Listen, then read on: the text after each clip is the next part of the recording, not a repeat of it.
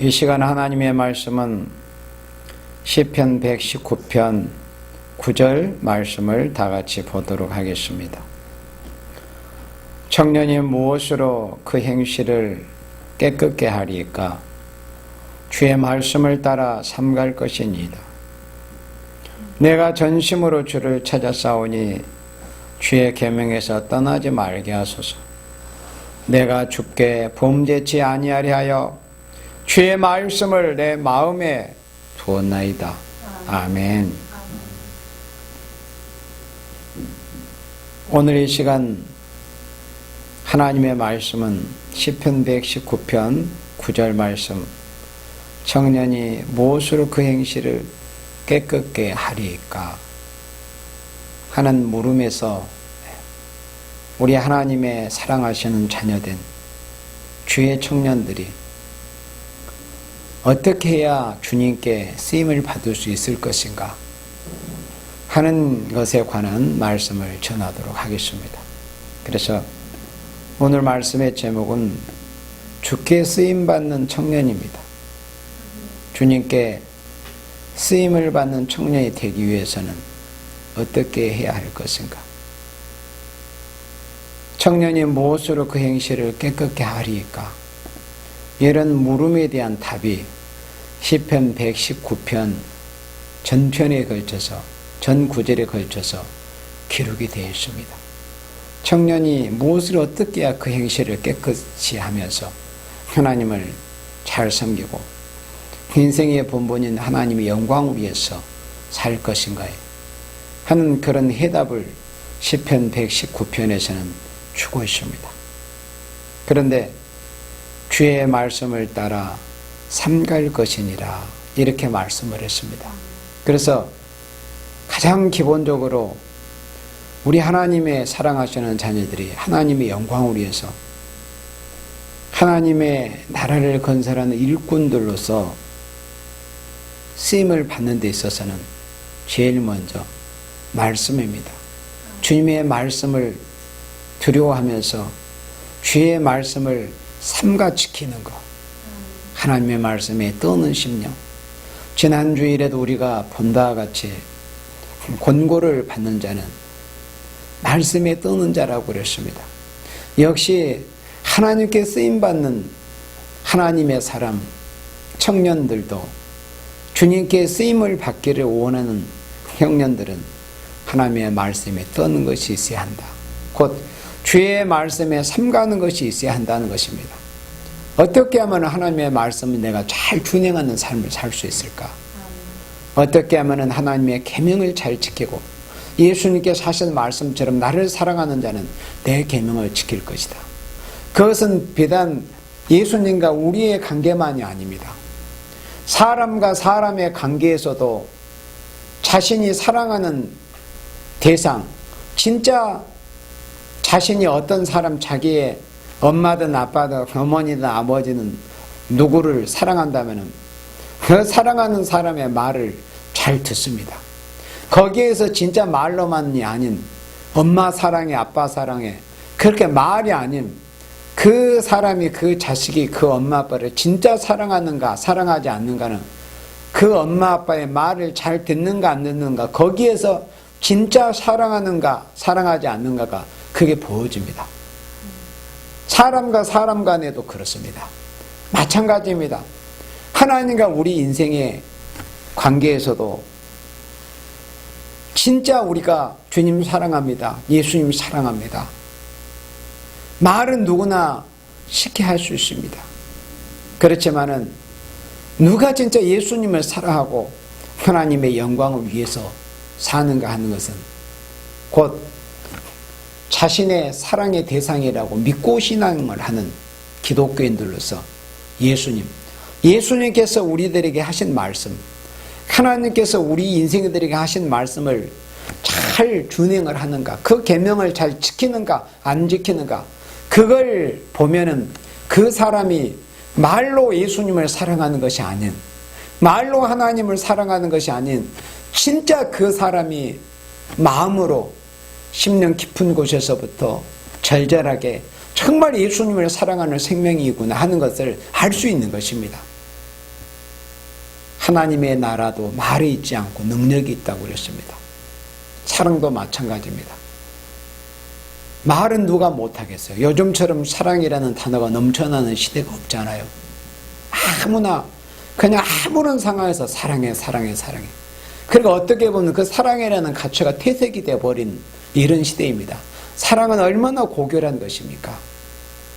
사랑이라는 것은 그 최고의 단계에 올라가면은 그 사랑하는 대상으로 해서 자신의 생명까지라도 내어줄 수 있는 게, 그런 게 바로 사랑이라는 가치인데, 그냥 자기의 기분이나 맞춰주면 사랑해. 그렇지 않고 자기의 기분을 맞춰주냐면 안 사랑해. 이런 정도의 이 사랑이라는 단어가 그렇게 퇴색되어 버렸습니다. 사랑은 고귀한 것입니다. 그래서 우리 인생이 하나님께 사랑을 입었습니다. 하나님의 은혜를 입었습니다. 예수님은 우리를 위해서 십자가에 죽어주시는 그런 사랑을 친히 보여주셨습니다. 그런 사랑을 받은 우리가 어떻게 예수님을 사랑을 해야 되겠습니까? 그것은 말로만이 아니라 곧 그 사랑하는 것을 보여야 됩니다. 그건 다른 게 아닙니다. 주님의 말씀을, 주님의 계명을 지키는 생활을 하는 것입니다. 그래서 청년이 무엇으로 그 행실을 깨끗게 하리까? 주의 말씀을 따라 삼갈 것이라 그랬습니다. 하나님의 말씀이 우리를 살려주고, 하나님의 말씀을 나를 지켜주고, 하나님의 말씀이 내 인생에 있어서 등이 되어 주십니다. 빛이 되어 주십니다. 우리 인생에 있어서 가장 소중한 게 하나님의 말씀입니다. 그래서 주의 말씀을 따라 삼갈 것이라고 그랬습니다. 주님께 쓰임을 받기 위한 준비가 바로 그겁니다. 주님의 말씀을 삼가 지켜 행하는 것입니다. 어느 정도 내가 전심으로 주를 찾아 싸우니 주의 계명에서 떠나지 말게 하옵소서. 우리가 온 마음을 다해서 우리 하나님을 찾고 전심으로 우리는 주를 찾는 것입니다. 그리고 주의 계명에서 떠날까 봐서 부들부들 떠는 그런 마음이 있어야 됩니다. 그래서 내가 주께 범죄치 아니하려 하여 주의 말씀을 내 마음에 두었나이다. 우리 인생에 범죄하고 범죄 않는 그 차이가 뭐냐? 바로 하나님의 말씀이 그 사람 마음에 있으면은 범죄하지 않습니다. 하나님의 말씀이 그 사람의 마음에서 떠나가는 순간 그 사람은 범죄의 길로 들어서게 됩니다. 그래서 우리 인생을 지켜주는 것은 다른 것이 아닙니다. 하나님의 말씀입니다. 하나님의 말씀이 우리 인생을 지켜줍니다. 죄에서 사망에서 지켜주는 것입니다. 원수의 피해에서 지켜주는 것입니다. 주의 말씀을 내 마음에 두었나이다. 우리가 하나님 앞에 범죄하지 않으려고 한다면은 다른 방법이 있는 것이 아니라 하나님의 말씀을 우리의 마음의 신비에 새기고, 하나님의 말씀을 내 심령에 가득히 채우고, 하나님의 말씀이 내 심령 안에 살아있으면 우리 인생이 죄를 이기고 범죄하지 않을 수 있습니다.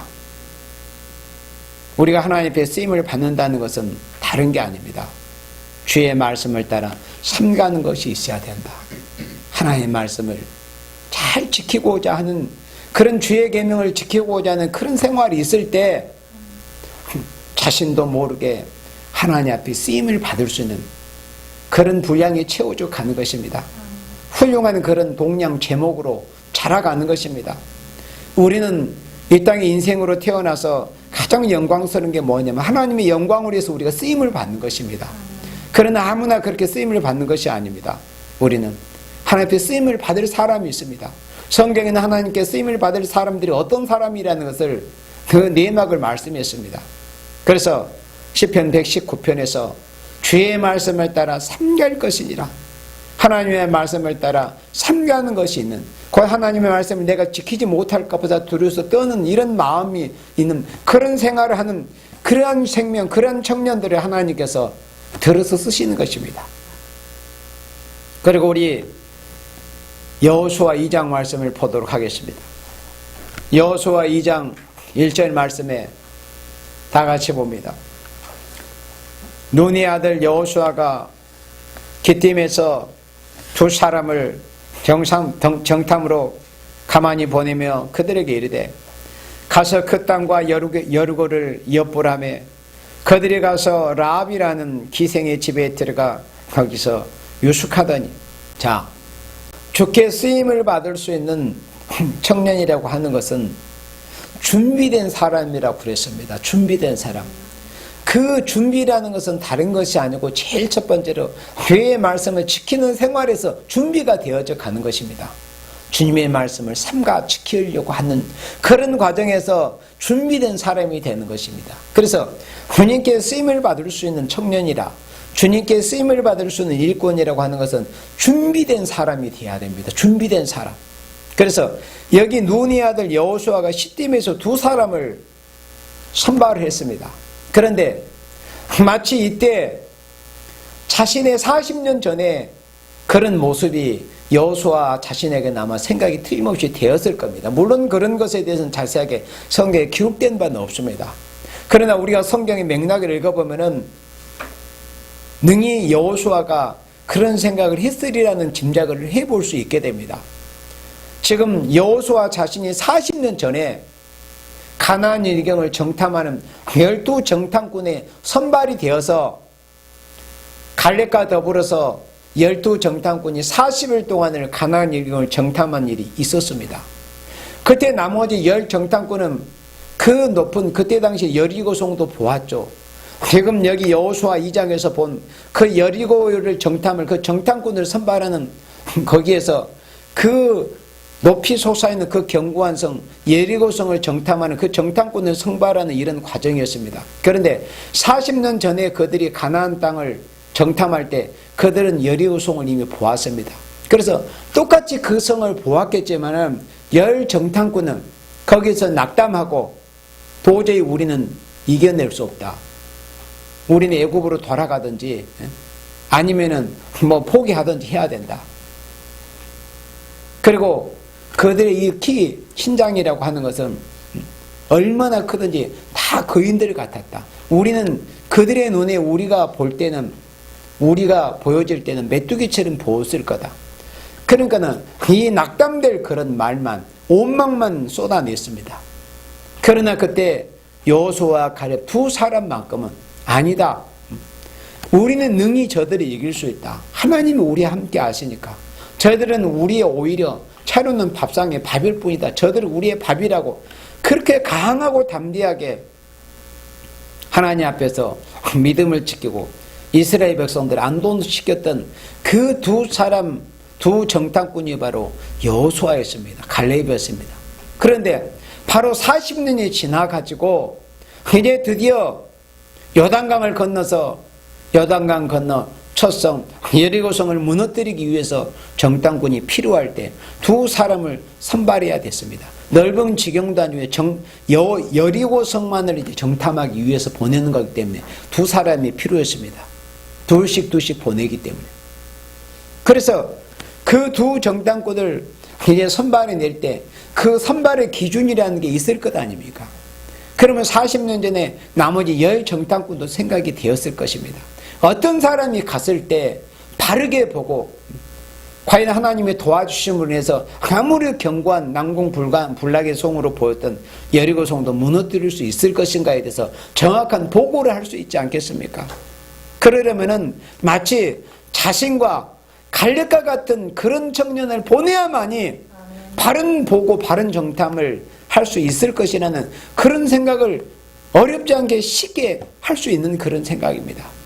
그래서 여호수아가 시딤에서 두 사람을 정탐으로 가만히 보냈습니다. 정탐꾼이니까 떠들먹썩하게 보내는 것이 아니죠.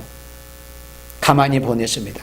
두 사람을 정탐으로 보냈습니다. 그래서 여기서 이 두 사람은 이름은 우리가 알 수는 없지만은 분명 마치 40년 전에 자신과 갈렙과 같은 그런 두 청년을 틀림없이 선발을 해서 보냈을 것입니다. 그들은 준비된 사람이었기 때문에 마치 자신과 갈렙처럼 믿음으로 준비된 사람이었기 때문에 그 두 청년을 선발해서 여리고성으로 보냈을 것입니다. 그래서 하나님 앞에 쓰임을 받는 청년이라고 하는 것은 쓰임을 받을 청년이라고 하는 것은 준비된 사람이어야 합니다. 준비된 사람. 하나님의 말씀을 삼가면서 주의 계명을 정말 부들부들 떠는 그런 마음으로 지키고자 하는, 주의 말씀을 삼가 지키려고 하는 그런 과정에서 준비된 그런 사람, 그런 청년만이 하나님 앞에, 하나님의 역사에, 하나님 나라 건설을 위해서 쓰임을 받을 수 있는 것입니다.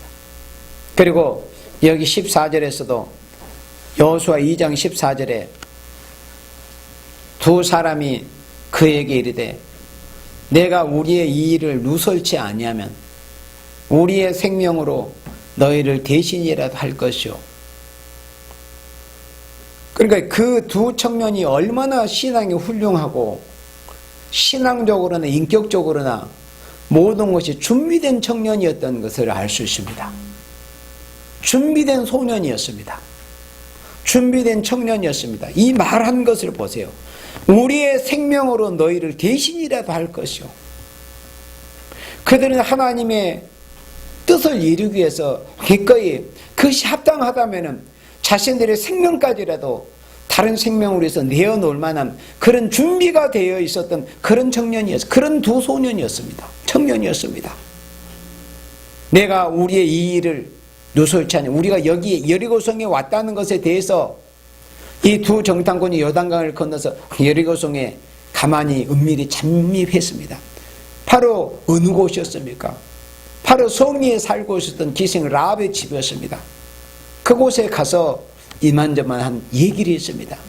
그때 여리고성 사람들이 찾으러 왔습니다. 그때 자신을 숨겨줬잖아요. 그 기생 라합에 대해서 두 소년이 이렇게 말을 합니다. 이 일을 누구에게 말하지 않으면 우리의 생명으로 너희를 대신이라도 할 것이요. 그러니까 이만큼 신앙적으로나 인격적으로 준비된 이런 청년들이었다. 그래서 하나님 앞에 쓰임을 받으려면 당연히 준비가 되어 있어야죠.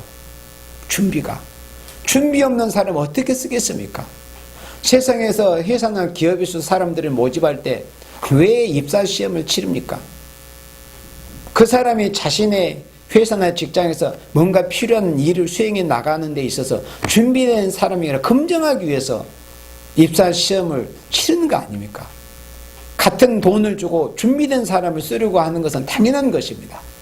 하나님께서도 준비된 사람을 쓰시는 것입니다. 준비된 사람을. 그리고 여호와께서 우리에게 이 땅을 주실 때는 인자하고 진실하게 너희를 대우하리라. 이렇게 자신들의 그 신앙으로 기생 라합에게 이런 진실한 신실한 약속을 주었습니다. 우리에게 이 땅을 하나님께서 주실 때는 인자하고 진실하게 당신을 대우해 줄 거다. 절대 당신과 당신의 가족에 대해서 절대적으로 안전을, 생명을 보장해 줄 것이다. 이런 진실한 약속을 했던 것입니다. 그리고 이제 여기 여호수아 6장 22절에 여호수아가 그 땅을 정탐한 두 사람에게 이르되, 정탐을 하고 돌아와서 이제 드디어 여리고성을 공격하는 그런 일이 있었잖아요. 그런데 엿새 동안에 여리고성을 돌고 마지막 7째 날 결국에는 이제 여리고성을 돌게 될 때 여리고성이 무너지는 그런 일이 있었습니다. 6장 23절에 정탐한 소년들이 들어가서 라합과 기생 라합과 그 부모와 그 형제와 그 기생 라합의 하나님의 편에서 그 의로운 행위로 인하여 자신의 부모와 그 형제 그 가족들이 다 이제 구원을 받게 되는 그런 일이 있었습니다. 그 구원의 표징이 뭐였다는 걸 여러분들이 다 알 것입니다. 붉은 줄을 그 집에서 내려뜨려 놓으면 바로 그것이 하나의 백성이 보호해야 할 그런 가정이었던 것을 알 수 있었습니다. 그래서 이 기생 라합의 가정이 다 이제 보호를 받아 이끌림을 받았습니다.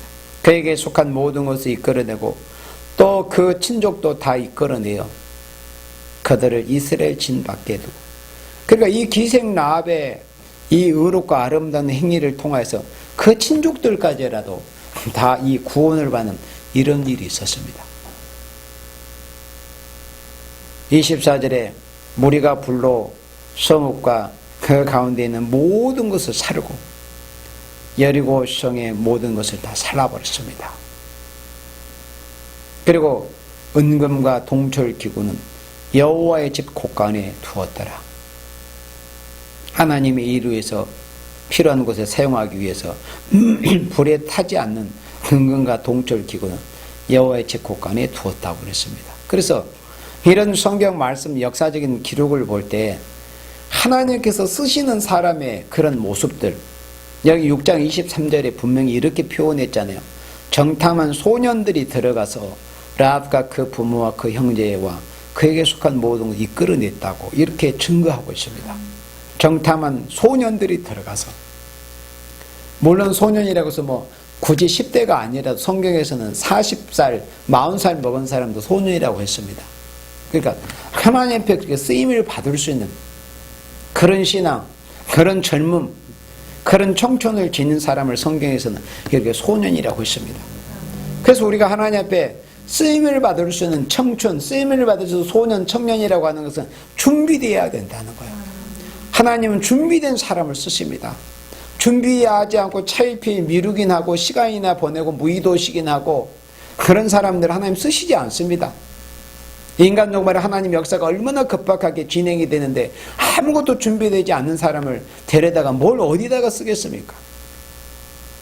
하물며 은혜시대 복음을 전한데도 사울도 예수님을 알지 못했을 때는 그렇게 발악하듯이 예수님을 대적했지만 그러나 하나님 보실 때 신약 성경을 기록하는데 하나님이 사용하실 만큼 그렇게 준비된 사람이었습니다. 하나님은 준비된 사람을 쓰십니다. 종말의 역사가 얼마나 급하게 진행이 되는데 3년 반이라는 시간 동안에 모든 일이 다 이루어져 버리는데 하나님께서 준비되지 않는 사람을 불러서 쓰겠습니까? 우리는 준비된 사람들이 되어야 됩니다. 좋게 쓰임을 받을 수 있는 그런 일꾼, 좋게 쓰임을 받을 수 있는 청년들로 소년들로 우리가 준비되어야 됩니다. 그리고 우리 다니엘 3장 14절 말씀을 보도록 하겠습니다. 좋게 쓰임을 받는 청년이라고 하는 것은 어떤 청년들인가? 다니엘 3장 14절에 르브갓네살이 그들에게 물어 가로되 사드락 메삭 아벳느고야 너희가 내 신을 섬기지 아니하며 내가 세운 그 신상에게 절하지 아니하니 짐짓 그리하였느냐?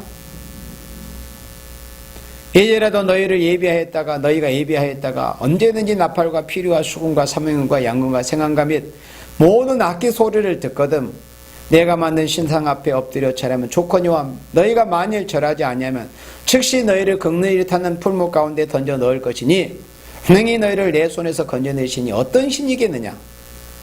이렇게 공과를 치며 협박했습니다. 느부갓네살 왕이. 그렇지만은 사드락과 메삭과 아벳느고가 왕에게 대답하여 가로되 느부갓네살이여 우리가 이 일에 대하여 왕에게 대답할 필요가 없나이다. 얼마나 멋진 대답이었습니까? 이 대답이라고 하는 것은 우리가 이 성경을 읽는 사람으로서 참 멋진 대답이다.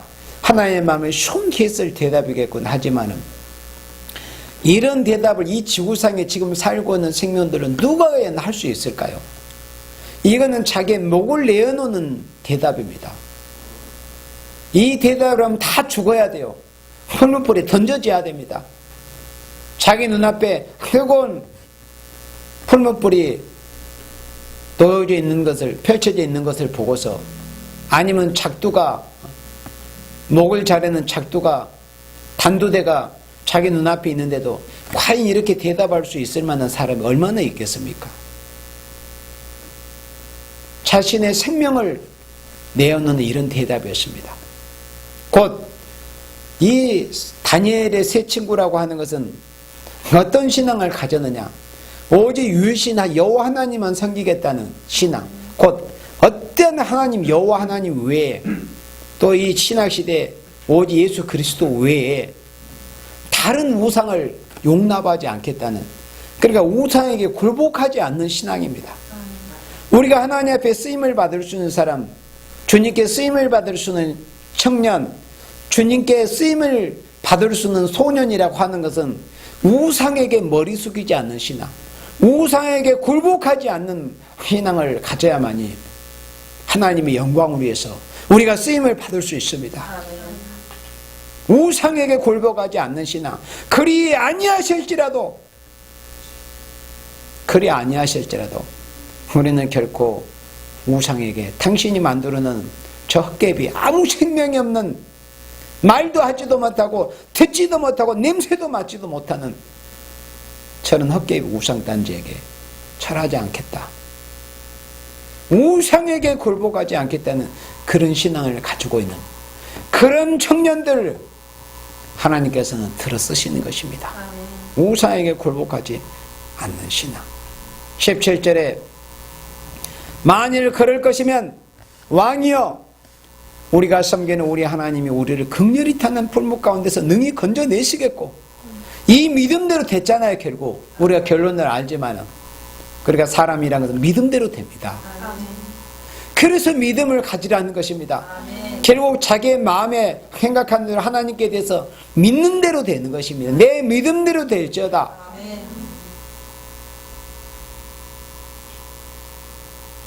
왕이 우리를 풀무에 던져 넣을지라도 우리 하나님이 우리를 극렬히 타는 풀무 가운데서 능히 건져내시겠고, 왕의 손에서도 건져내시리다. 풀무에서도 건져내시고, 왕이 우리를 해하지 못하도록 하나님 우리를 보호해 주실 것이다. 그런 믿음을 가지고 오히려 느부갓네살에게 위협을 가하고 있습니다. 18절에 그리 아니하실지라도, 그러니까 하나님께서 우리를 풀무에서 건져주시지 않을지라도, 왕이 우리의 목을 칠 때 하나님께서 우리를 보호를 해주시지 않을지라도, 그리 아니하실지라도, 왕이여 우리가 왕의 신들을 섬기지 아니하고 왕의 세우신 금신상에게 절하지도 아니할 줄을 아옵소서 그랬습니다. 결코 우상에게 굴복하지 않는 신앙이 돼야 됩니다. 신앙을 가져야 됩니다.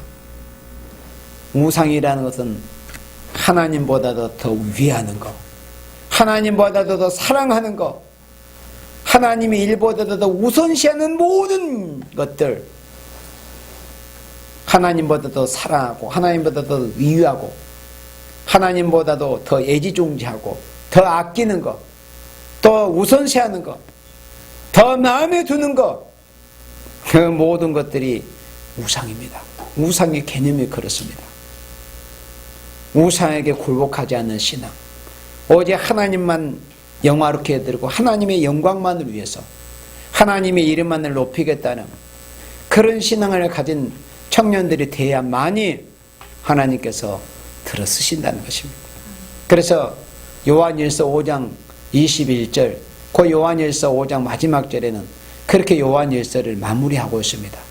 자녀들아, 너희 자신을 우상에서 멀리해라. 너희 자신을. 그러니까 우리가 여러 가지 것을 금해야 되고 조심해야 되고 멀리해야 되고 그런 것들이 많이 있습니다. 그런데 결론이 뭡니까? 너희 자신을 지켜서 우상에서 멀리하라는 겁니다. 그러면 되는 거예요.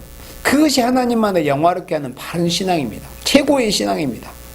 우리 자신을 지켜서 하나님 외에 그 어떤 것도 내 마음에서 용납하지 않는 것, 오직 하나님의 영광만을 위하고 온전히 하나님만을 사랑하고 하나님의 말씀만을 지켜보려고 하고 하나님의 말씀을 우선시하고 하나님의 이름을 높이고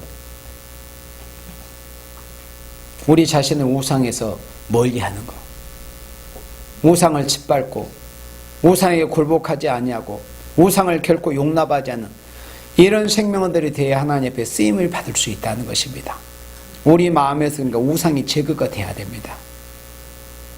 사람 우상, 자식 우상, 부모 우상, 또 뭐 유명인들 우상, 뭐 연계자 우상, 얼마나 우상단지들이 많이 있습니까? 그리고 물질 우상, 돈 우상. 그래서 탐심은 우상이라고 그렇게 말씀했습니다.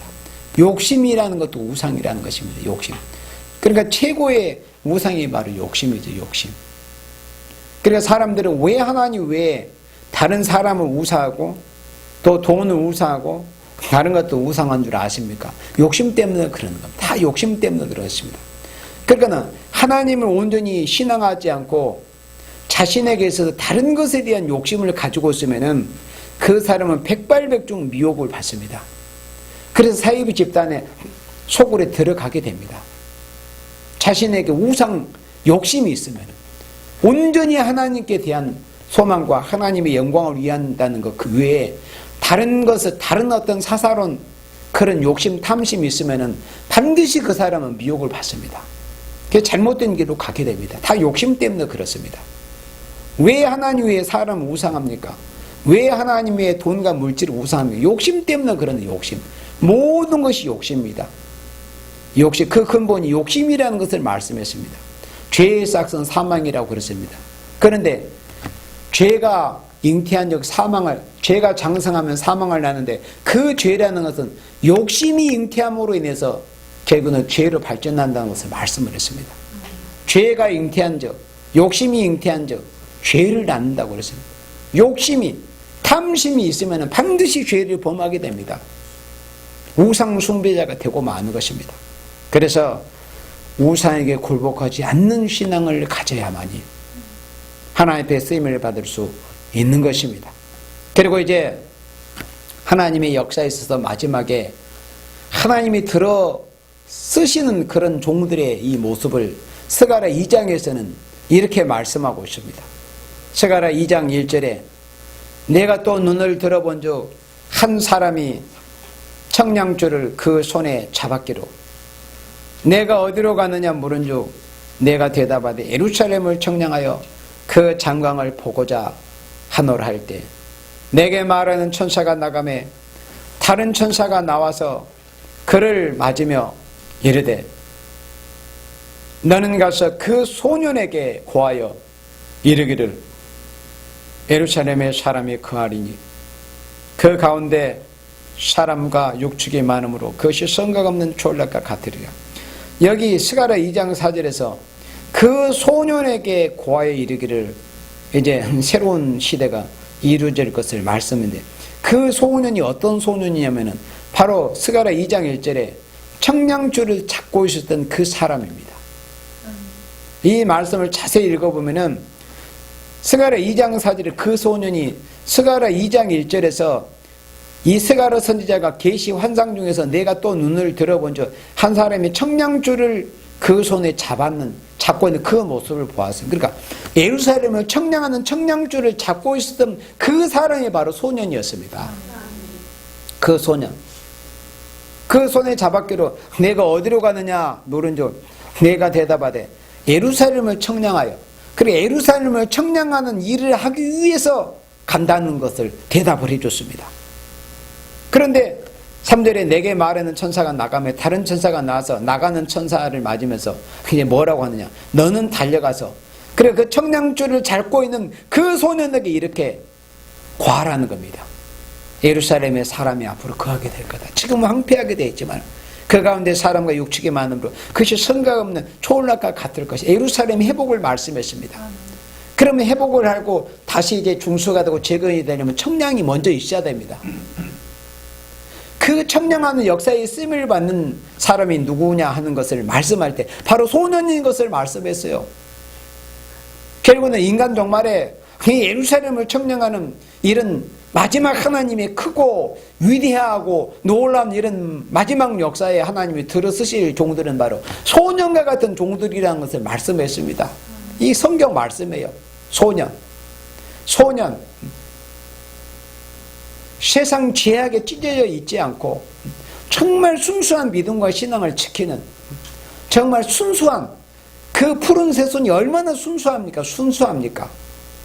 오랜 세월 지나면서 온갖 세상의 온갖 것을 다 겪으면서 야가 빠져지고 장깨나 부리고 세상 죄에 찢어져 있고 오염되어 있고 그런 사람을 쓰시겠습니까? 순이 어떻습니까? 순은 정말로 깨끗하지 않습니까? 약하고 깨끗하고 순수합니다. 그런 사람들이 순의 종입니다. 그러니까 인간 종말에 하나님께서 이런 소년과 같은 바로 청년들을 들어서 하나님께서 예루살렘을 청량하는 이 청량의 역사에 하나님이 쓰신다는 것을 이렇게 성경에 분명히 말씀을 했습니다. 소년이라는 걸 말씀했습니다. 그러면 인간 종말에 우리가 만약에 나이 든 사람도 중년, 장년이라도 노년에 쓰임을 받는다면은 소년 상태, 성년 상태로 그게 돌이켜져야 되는 거예요. 정말 순수한 상태. 순수하고 마치 여호수아와 갈렙을 보는 것처럼 그 40대 그리고 다니엘의 그 세 친구 사드락, 메삭, 아벳느고를 보는 것 같은 그런 신앙의 모습이 보여지는 그런 소년들, 소년과 같은 그런 종들, 준비된 청년들이 돼야만이 마지막 하나님의 청량의 역사에 쓰임을 받게 되는 것입니다. 그래서 주께 쓰임을 받은 청년이라고 하는 것은 주의 말씀을 삼가야 된다. 그리고 준비가 있어야 됩니다. 그리고 하나님 외에 그 어떤 것에도 굴복하지 않고 그 마음에 어떤 우상도 용납하지 않고 사람이든 돈이든 물질이든 세상의 어떤 화려함이든 영화든 그 어떤 것에 대해서 하나님이 훗날 내게 주실 그 영광과 영화에 비교할 수 있겠느냐. 한낱 세상 것을 사도 바울처럼 마치 분토처럼 만물이 찌꺼기처럼 분토처럼 배설물처럼 여길 수 있는 그런 신앙을 가진 청년들이 될 때에 마지막 이 스가랴 2장에서 보는 것 같이 예루살렘을 청량하는 청량의 역사, 청량의 역사가 뭡니까? 계시록 7장 인치는 역사입니다. 인치는 역사, 청량의 역사에 하나님께서 들어 사용하신다는 것을 말씀을 했습니다. 이런 청년들이 나오기 위해서는 우리가 어떻게 해야 되겠습니까? 이제 마무리 말씀 시편 110편 3절 말씀을 보도록 하겠습니다. 인간 종말에 하나님께서 예루살렘을 청량하는 청량의 역사, 인치는 역사에 하나님께서 쓰실 종들을 소년으로 스가랴 선지자를 통해서 계시를 보여주셨습니다. 그러면 그러한 소년과 같은 준비된 하나님 앞에 쓰임을 받아 부르심을 받아 쓰임을 받는 청년이 되기 위해서는 어떤 주변에 그런 모습이 보여줘야 될 것인가 할 때 희생이 있어야 된다. 그 주변과 환경에 희생이 반드시 있어야 됩니다.